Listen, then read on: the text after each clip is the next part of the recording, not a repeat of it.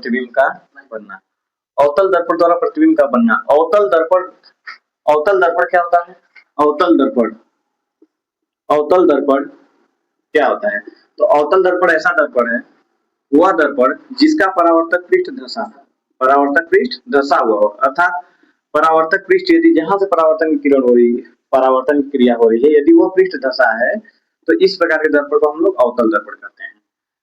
अब अवतल दर्पण द्वारा प्रतिबिंब का बनना, तो अवतल दर्पण में हमें याद रखना है कि 6 और 2 मतलब यदि अवतल दर्पण का बात होता है, तो अवतल दर्पण में प्रतिबिंब जो बनेगा वो 6 प्रकार का बनेगा। अवतल दर्पण में प्रतिबिंब 6 प्रकार का बनता है। लेकिन यदि उत्तल दर्पण का बात होगा तो उत्तल दर्पण केवल 2 प्रकार से बनेगा, 2 प्रकार से। बट यही प्रक्रिया जो है वो लेंस में क्या होती है? अपोजिट होती है। लेंस में क्या होती है? अपोजिट, अर्थात 2 और 6। उसमें क्या होगा? अवतल लेंस में कितने प्रतिबिंब बनेंगे? अवतल लेंस में 2 प्रतिबिंब बनेंगे और उत्तल लेंस में 6 प्रतिबिंब बनेंगे, 6 प्रकार के प्रतिबिंब बनेंगे। तो इसे हम लोग देख लेते हैं। तो इसे देखने के लिए, जानने के लिए पहले हम लोग क्या करेंगे? इसे हम लोग देखने के लिए पहले यदि हम लोग अवतल दर्पण को समझने के लिए पहले क्या करेंगे?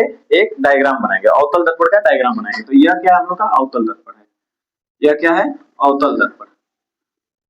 यह जो है हम लोग का अवतल दर्पण है।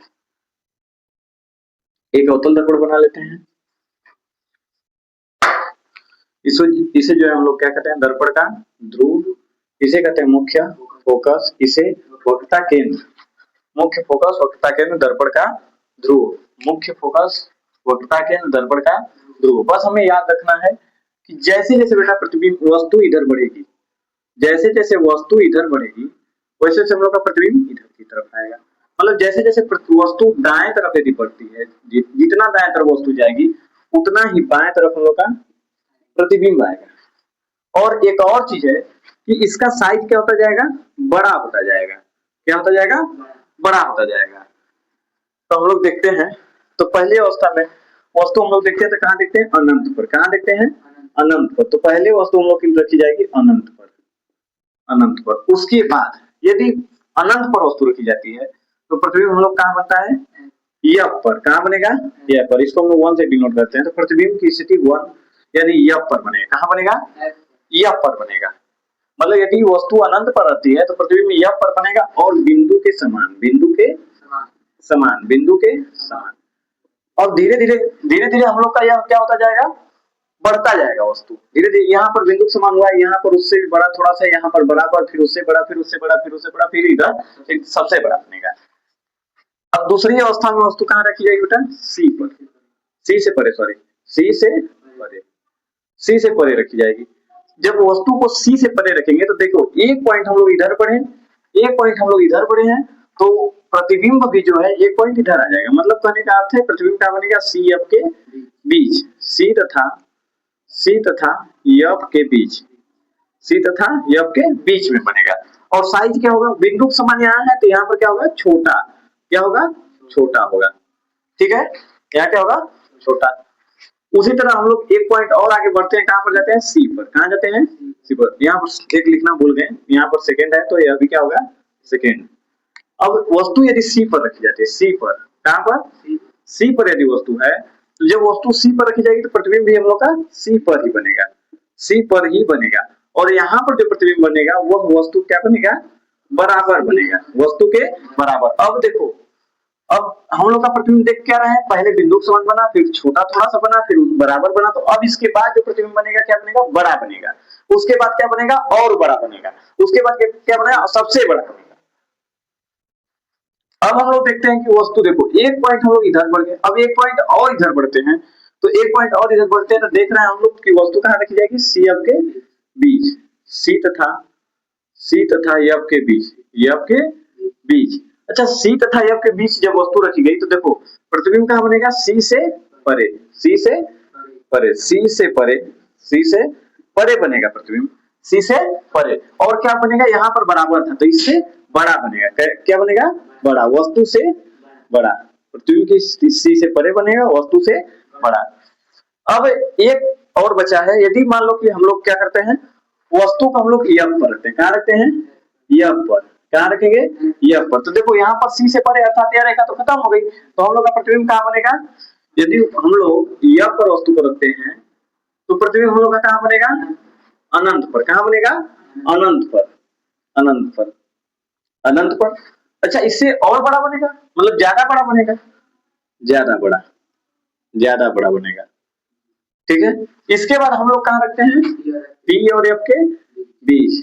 पी एफ के बीच, एफ के बीच। यदि पी और एफ के बीच हम लोग रखते हैं वस्तु, तो प्रतिबिंब जो बनेगा वो बनेगा दर्पण के पीछे, दर्पण के पीछे, और वस्तु से बहुत बड़ा। दर्पण के पीछे, दर्पण के पीछे, वस्तु से बहुत बड़ा, वस्तु से बहुत बड़ा, वस्तु से बहुत बड़ा बनेगा, वस्तु से बहुत बड़ा बनेगा, दर्पण के पीछे बनेगा। इस तरह का कुछ हम लोग का प्रतिबिंब बनेगा। इस तरह का कुछ हम लोग फिर से देख लेते हैं। यदि वस्तु को अनंत पर रखी जाएगी तो प्रतिबिंब यहाँ पर बनेगा और बिंदु के समान। यहाँ पर फर्स्ट पॉइंट डालना भूल गए हैं, यहाँ पर थर्ड हो गया तो यह भी थर्ड, यह फोर्थ, तो यह भी फोर्थ, यह सिक्स, अरे सॉरी फिफ्थ, यह फिफ्थ है, तो यह क्या है? फिफ्थ, और यह सिक्स, तो यह भी सिक्स। देखो 6 प्रकार का प्रतिबिंब हम लोग का बना है।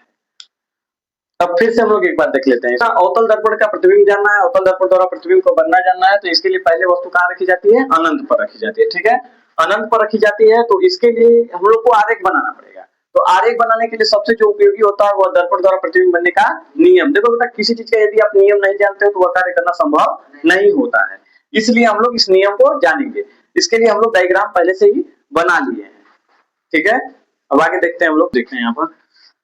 तो हम लोग प्रतिबिंब बनने का नियम देखते हैं। तो प्रतिबिंब बनने का पहला नियम कहता है, देखो बेटा, पहले हम लोग इसको समझ लेते हैं। मुख्य, इसे हम लोग कहते हैं यहाँ से यहाँ तक जो ये रेखा होती है, इसे हम लोग क्या कहते हैं? मुख्य अक्ष कहते हैं। क्या कहते हैं? मुख्य अक्ष। इसे वक्रता, वक्रता केंद्र कहते हैं, वक्रता केंद्र कहते हैं। और इसे क्या कहते हैं? मुख्य फोकस, मुख्य फोकस। इसे दर्पण का ध्रुव, दर्पण का ध्रुव। इसे देख लेंगे। जो सी होता है, यह जो रेखा है इसे मुख्य अक्ष कहेंगे, जो सी है इसे वक्रता केंद्र, एफ जो है फोकस दूरी, पी जो है दर्पण का ध्रुव। अब हम लोग देखते हैं, तो यह जो पहला नियम कहता है कि हम यदि जो भी हमारे यहाँ से किरण जा रही है हमारे समानांतर जा रही है, मुख्य अक्ष कहता है कि यदि हमारे समानांतर यानी मुख्य अक्ष के समानांतर, मुख्य अक्ष के समानांतर जो भी प्रकाश की किरण जा रही है, यहां से परावर्तन के पश्चात वो कहां से होकर जाएगी? मुख्य फोकस। देखो बेटा, प्रत्येक दर्पण में यह नियम वेरी वेरी वेरी इंपॉर्टेंट हमेशा लगता है। मुख्य अक्ष के समानांतर जाने वाली प्रकाश की किरण परावर्तन के पश्चात मुख्य फोकस से होकर चली जाती है। सेकंड हम लोग देखते हैं, सेकंड क्या कहता है? सेकंड कहता है कि जो भी प्रकाश किरण एफ से आती है, मुख्य फोकस से होकर आने वाली प्रकाश किरण परावर्तन के पश्चात मुख्य अक्ष के समानांतर चली जाती है। यह कहता है, देखो यदि हम लोग इसको भी मुख्य अक्ष को एक किरण ही माने तो देख रहे हैं कि ये जो सीधे एकदम जा रही है। अच्छा देखो, यह कहता है, सी कहता है कि हमारे यहाँ से जो प्रकाश की किरण जाएगी, हमारे मतलब सी के यहाँ से वक्रता केंद्र से होकर जाने वाली प्रकाश की किरण परावर्तन के पश्चात उसी मार्ग में वापस लौट जाती है। यह कहता है, सी कहता है। अब तुम लोग कहोगे कैसे? तो देखो यहाँ पर यदि हम लाइट बारे तो देखो कि एक छोटा सा यदि दर्पण बने, बस इतना देख रहे हैं, तो ये लगभग एक समतल दर्पण के जैसा बन रहा है। और तुम जानते हो समतल दर्पण पर यदि सीधे कोई प्रकाश की किरण किसी दर्पण पर पड़ती है तो वो उसी मार्ग में वापस लौट आती है। नेक्स्ट कहता है, नेक्स्ट हम लोग पढ़ चुके हैं परावर्तन का दूसरा नियम, I equal to R, I equal to R, आपतन कोण परावर्तन कोण के बराबर होता है। तो देखो मोस्ट इंपोर्टेंट यह वाला, इसको याद रखेंगे हम लोग, इसको याद रखेंगे, और थोड़ा बड़ा कहीं कहीं इसको प्रयोग किया जाता है। लेकिन यदि यह और यह दो तो याद है तो आप हर प्रकार का आरेख बना सकते हो। यह है प्रतिबिंब बनने का नियम। पहले में हम लोग देखते हैं वस्तु अनंत पर है, तो इसके लिए हम लोग क्या करेंगे बेटा? दर्पण बनाएंगे, एक दर्पण बनाएंगे, और यहाँ पर P यानी दर्पण का ध्रुव, और F यानी मुख्य फोकस, C यानी वक्रता केंद्र, वक्रता केंद्र, C यानी वक्रता केंद्र। तो क्या कहता है अनंत पर? तो अनंत पर यदि कोई वस्तु है बेटा, अनंत पर यदि कोई वस्तु दूर रखी है, दूर कोई वस्तु है, तो क्या हमें उसका एक निश्चित किरण मालूम चलेगा? नहीं। इसलिए हम लोग क्या करेंगे, एक दर्पण बनाएंगे और एक रेखा ऊपर से लेके जाएंगे और एक नीचे से। ठीक है, तो मतलब कहने का अर्थ यह है कि अब यहाँ पर देखोगे कि यहाँ से जो है प्रकाश किरण जाएगी दर्पण पर, और यहाँ से भी एक प्रकाश किरण कहाँ जा रही है, दर्पण पर। तो कहता है कि मुख्य के समानांतर आने वाली प्रकाश किरण परावर्तन के पश्चात मुख्य फोकस से होकर चली जाती है, अर्थात ये से होकर गई। फिर वही बात हो गया कि मुख्य अक्ष के समानांतर जाने वाली प्रकाश किरण परावर्तन के पश्चात मुख्य फोकस से होकर चली जाती है। देखो लगभग में यफ, तो पृथ्वी में हम लोग कहाँ बनाया है, यफ पर। कहाँ बना है, यफ पर। देखो अभी हम लोग पढ़े हैं कि अनंत पर वस्तु रहेगी तो पृथ्वी में कहाँ बनेगा, यफ पर। तो आ गया ना, पृथ्वी की स्थिति यफ पर, बिंदु के समान लगभग बना है, बिंदु के समान। और इधर बोले कि यदि इधर बनता है तो क्या रहेगा, वास्तविक तथा उल्टा। समझ में आया। अब इसी तरह हम लोग आगे देखते हैं, एक दर्पण और बनाते हैं।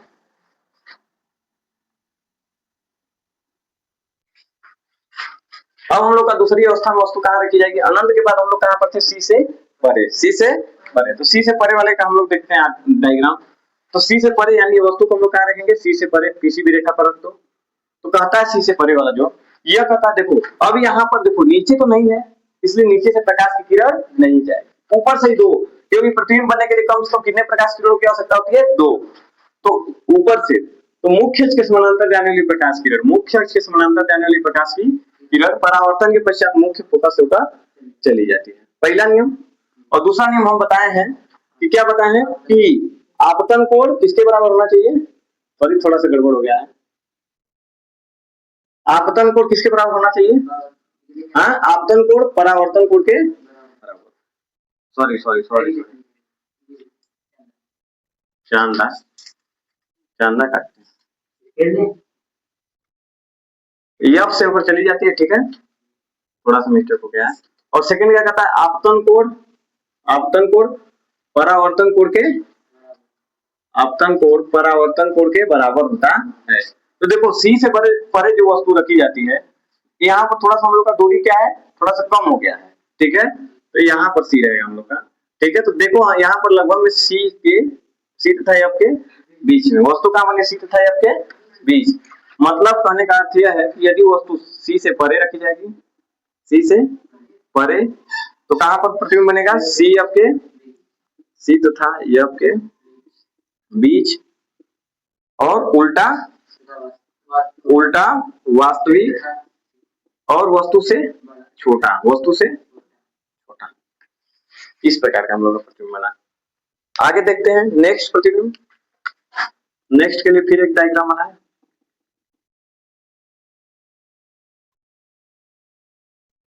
P F C. देखो डायग्राम बनाने के लिए सबसे मेन जरूरी जो होना चाहिए, यहां से यहां तक की दूरी, यहां से यहां तक की दूरी के बराबर होनी चाहिए। मतलब यहां से यहां यदि 2 सेंटीमीटर है तो यहां से यहां भी 2 सेंटीमीटर होना चाहिए। मतलब टोटल यह 2 गुना यहां से होना चाहिए, यदि यह 2 है तो यह यहां से 4 होना चाहिए, तभी हम लोग का डायग्राम सही बनेगा।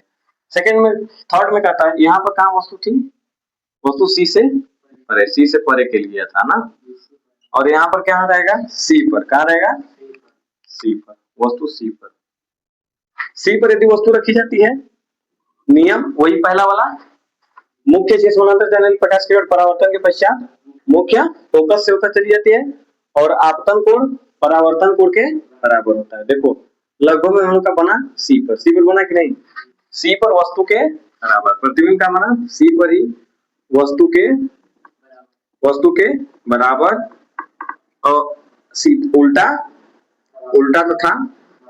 उल्टा तथा वास्तविक।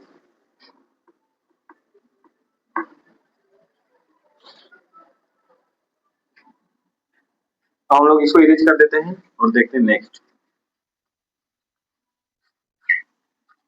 क्या, अरे तो बोलने दो, ये दुनिया है, सुन रहे हो, ये दुनिया है। आप रिस्पेक्ट के चक्कर में भागोगे ना, यदि आप रिस्पेक्ट को मानते हो कि हमें रिस्पेक्ट मिलेगा और नहीं मिलता है तभी तो दुख होता है।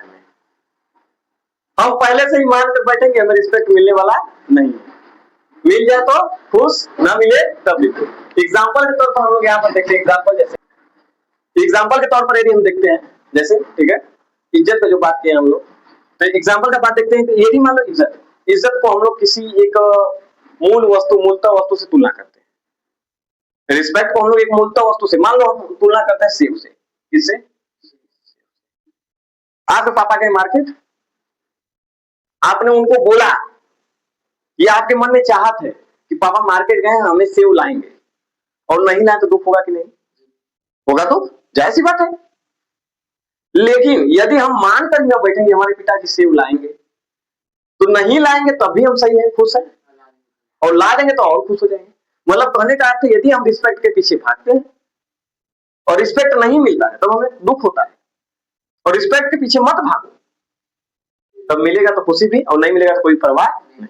अब देखिए नेक्स्ट वस्तु, अब हम लोग का सी के बाद कहा जाएगा आगे थोड़ा सा, तो सी तथा एफ के बीच में, सी तथा एफ के बीच में, तो सी तथा एफ के बीच में यदि वस्तु रखी जाएगी तो फिर पहला नियम मुख्य चीज समानांतर जाने वाली प्रकाश की परावर्तन के पश्चात मुख्य फोकस से होकर चली जाती है, ठीक है।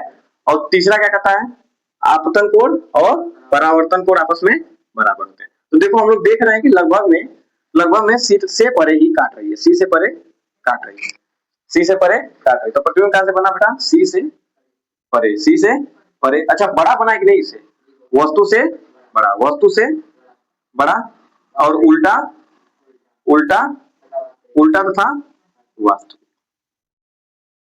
वास्तविक।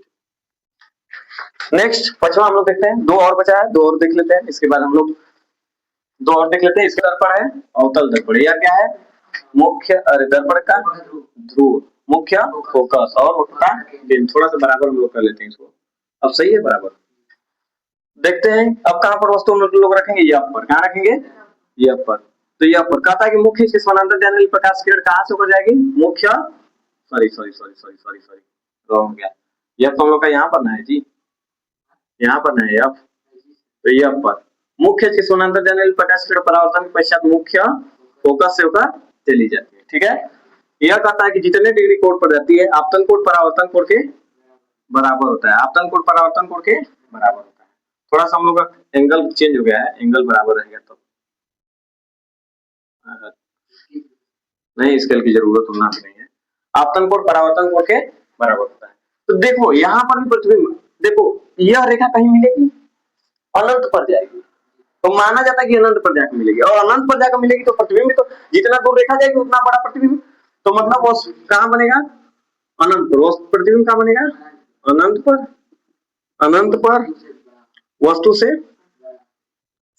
बड़ा, और उल्टा उल्टा तथा वास्तविक। हाँ नहीं मिलेगा, इधर भी यदि हम लोग बढ़ाते हैं तब भी नहीं मिलेगा। नेक्स्ट हम लोग देखते हैं लास्ट, यह 5 है और यह 4 है। 4 में वस्तु कहाँ है? सी एफ के बीच, इसमें कहाँ है? एफ पर। अब हम लोग लास्ट देखते हैं, लास्ट में वस्तु हम लोग कहाँ रहेगी? पी तथा एफ के बीच। इसके बाद आज की क्लास हम लोग समाप्त करते हैं, कल देखेंगे, ठीक है। बट इतना ध्यान देना कि रिस्पेक्ट चक्कर में भागना, हमें केवल अपने कार्य को लगना है। देखो थोड़ा सा टेढ़ा मेढ़ा हो गया है, तो उससे समझ में आया तो ठीक, नहीं समझ में आया तो कोई बात नहीं, फिर से देखो। अब लास्ट में हम लोग देखते हैं वस्तु पी और एफ के बीच, यानी यहाँ पर रखी जाएगी, कहीं भी रखो इसके बीच में। तो कहता है कि मुख्य के समानांतर जाने वाली प्रकाश किरण परावर्तन के पश्चात मुख्य फोकस से होकर चली जाती है। कहेगा कि आपतन कोण परावर्तन कोण के बराबर होता है, आपतन कोण परावर्तन कोण के। तो देखो यहाँ पर यदि यहाँ पर कोई व्यक्ति है, वो यहाँ से देखे तो इसे लगेगा पीछे से प्रकाश किरण आ रही है, तो इसको हम लोग थोड़ा पीछे बढ़ा देते हैं, ठीक है। और यहाँ से यदि प्रकाश किरण कोई आ रही है, यदि यहाँ से कोई व्यक्ति दिखता है तो ये इसको लगेगा कि यह भी प्रकाश किरण कहीं पीछे से ही आ रही है, ठीक है, पीछे से ही आ रही है। तो हम लोग देखते हैं कि यह कहीं ना कहीं जाकर काटती हुई प्रतीत होती है ना, प्रतीत होती है यानी आभासी। तो इसमें प्रतिबिंब कैसा बन रहा है? आभासी, आभासी सीधा वस्तु से बड़ा, और कहां बन रहा है? दर्पण के पीछे। उत्तल दर्पण को भी हम लोग अभी समाप्त कर लेते हैं क्योंकि 2 ही प्रतिबिंब है, तो उत्तल दर्पण द्वारा प्रतिबिंब का बनना, बस इसमें नियम क्या रहेगा कि इसमें वास्तविक में जाती है प्रकाश किरण मुख्य के समानांतर, वहां मुख्य के समानांतर आती हुई प्रतीत होती है। मतलब यहाँ पर जो भी प्रकाश किरण जाती है वहां पर आती हुई प्रतीत होगी, ठीक है। तो इस नियम को भी हम इसको भी देख लेते हैं, प्रतिबिंब का बनना। उत्तल दर्पण द्वारा प्रतिबिंब का बनना, उत्तल दर्पण में प्रतिबिंब का प्रकार से बनता है केवल दो प्रकार से। कितने प्रकार से? दो प्रकार से। क्यों दो प्रकार बनता है अभी हम देख रहे हैं, अभी बताएंगे क्यों दो प्रकार से बनता है, अभी हम लोग देखेंगे। यह क्या हो गया? दर्पण का ध्रुव। यह क्या हो गया? मुख्य फोकस। यह क्या हो गया? सी वक्रता केंद्र। यह क्या हो गया? दर्पण का ध्रुव, सॉरी दर्पण का ध्रुव, मुख्य फोकस, वक्रता केंद्र। ठीक है, इधर मुख्य अक्ष। यह पूरी रेखा क्या है? मुख्य अक्ष। ठीक है, अब यहाँ पर हम लोग देखते हैं कि यहाँ पर आप लोग देखो कि सर जी उसमें तो इधर लिखे थे एफ और पी, उसमें इधर और एफ और सी लिखे थे, और इसमें हम लोग क्या लिखे हैं? पीछे लिखे। तो देखो बेटा यहाँ से हम लोग क्या समझते हैं, यदि कोई गोला कांच है, गोला दर्पण है या गोल आकृति है, तो इसमें हम लोग देखते हैं तो सी खाल की तरफ होता है, मतलब जिधर की तरफ गहराई होती है उधर ही होता है, और केंद्र जो होता है वो गहराई की तरफ होता है। जब इधर की तरफ ही केंद्र होगा तो इधर की तरफ एफ का मान होगा, यानी दोनों एफ और सी दोनों एक ही तरफ, और जिधर एफ होगा उधर ही सी होगा। तो अब यहाँ से हम लोग देखते हैं तो इसमें क्या होगा? कहता है पहले देखो यहाँ पर दो प्रकार से प्रतिबिंब बनेगा, एक बनेगा अनंत पर, क्या बनेगा? अनंत पर, और एक क्या बनेगा? अनंत, अनंत तथा पी के बीच। अनंत तथा पी के बीच मतलब दर्पण के ध्रुव के बीच। ठीक है, तो यहाँ पर अनंत पर यदि कोई प्रतिबिंब बनता है, अनंत पर प्रतिबिंब बनता है, तो अनंत पर हम लोग को प्रतिबिंब बनाने के लिए देखेंगे तो यहाँ पर दो वस्तुएं चाहिए, और अनंत पर जो बनता है एक ऊपर से और एक तो नीचे से। इसमें क्या करता है? मुख्य के समानांतर जाने वाले प्रकाश किरण परावर्तन के पश्चात मुख्य फोकस से आती हुई प्रतीत होती है। मुख्य फोकस से आती हुई प्रतीत होती है। थोड़ा सा हम लोग इसको बड़ा कर लेंगे। मुख्य फोकस से आती हुई प्रतीत होती है, और इसमें भी देखो हम लोग दो रेखा बना लेते हैं। तो कहता है कि मुख्य से समानांतर जाने वाली प्रकाश किरण परावर्तन के पश्चात मुख्य फोकस से आती हुई प्रतीत होती है। मतलब इससे लगेगा कि यह प्रकाश किरण जो है वह मुख्य फोकस से आ रही है। ठीक है, यहाँ पर भी वही नियम लगेगा, मुख्य फोकस से, मुख्य से समानांतर आने वाली प्रकाश किरण परावर्तन के पश्चात मुख्य फोकस से आती हुई प्रतीत होती है। मुख्य फोकस से आती हुई प्रतीत होती है। तो देखो यह पर दोनों बिंदु काटते हुए प्रतीत हो रहे हैं, अर्थात यहाँ पर क्या बनेगा? आभासी। क्या बनेगा? क्योंकि बताया दर्पण के पीछे जो भी प्रतिबिंब बने आभासी। ठीक है, आभासी, और आभासी के साथ सीधा सीधा बिंदु के समान, बिंदु के समान कहाँ बनेगा? एफ पर। कहाँ बनेगा? एफ पर, मुख्य फोकस पर। अब इसमें हम लोग देख सकते हैं कि इसमें देखो इधर एफ पी सी कुछ नहीं है, इधर एफ पी सी कुछ है नहीं है। जब नहीं है तो हम लोग यहाँ पर देखो न एफ है, न पी है, न सी है, नहीं है, इसलिए हम लोग डायरेक्ट इसके बीच कहीं भी रख सकते हैं प्रतिबिंब को। तो यह क्या कहेगा कि अनंत और पी के बीच में वस्तु रखे हैं। तो यह भी कहता है कि मुख्य के समानांतर आने वाली प्रकाश किरण उत्तल दर्पण में एफ से आती हुई प्रतीत होती है, एफ से आती हुई प्रतीत होती है। ठीक है, एफ से आती हुई प्रतीत होती है, और यही आपतन कोण परावर्तन कोण के बराबर होता है। तो देखते हैं, यदि मान लो यहाँ से कोई व्यक्ति देख रहा है तो लगेगा कि इधर से आ रही है, तो इसको भी हम लोग पीछे डॉटेड मिला देते हैं। तो देखते हैं कहाँ बन रहा है प्रतिबिंब? पी एफ के, पी तथा एफ के बीच वास्तविक, सॉरी आभासी ना जी, आभासी सीधा वस्तु से छोटा, वस्तु से छोटा। अब देखो यहाँ पर भी प्रतिबिंब छोटा, यहाँ पर भी प्रतिबिंब छोटा। तो यदि पूछ दे कि सबसे छोटा मतलब वह कौन सा दर्पण है जहाँ जिसमें प्रतिबिंब हमेशा छोटा बनता है, तो कौन दर्पण? उत्तल दर्पण। उत्तल दर्पण का प्रयोग कहाँ पर होता है? जहां पर प्रतिबिंब को हमें छोटा देखना है। जैसे चौराहे पर जो लगा होता है दर्पण, उसमें देखते हो कार वगैरह छोटी छोटी दिखती है ना, तो उस वहां पर कौन सा दर्पण होगा? उत्तल दर्पण। गाड़ी के मिरर में, बाइक के मिरर में क्या लगा होता है? उत्तल मिरर होता है, मतलब कॉन्वेक्स मिरर होता है। ठीक है, तो इस तरह का मतलब प्रयोग है। अवतल दर्पण का प्रयोग जहां पर वस्तु को बड़ा और छोटा दोनों देखना है, एक ही दर्पण से, मतलब पास करे तो बड़ा, दूर करे तो छोटा, पास करे तो बड़ा, दूर करे तो छोटा। मतलब ऐसा दर्पण जिसे तुम पास लाओ। तो देखो दाढ़ी जब हम लोग बनाते हैं तो क्या करते हैं? पास लाकर देखते हैं ना। जब पास लाकर देखते हैं तो वह कौन सा दर्पण है? अवतल। पहचान क्या है कि यदि देखते इसको टच करते हो और खाल लगता है, हल्का गहराई लगता है तो अवतल, और हल्का ऊंचा लगता है तो उत्तल दर्पण। आज क्लास समाप्त करते हैं। कल हम लोग दर्पण से संबंधित अभी कुछ महत्वपूर्ण परिभाषा जैसे चिन्ह परिपाटी वगैरह है, इसको खत्म कर समाप्त करने के बाद क्या पढ़ेंगे? न्यूमेरिकल, उसके बाद लेंस पढ़ेंगे। ठीक है, सब बताएंगे।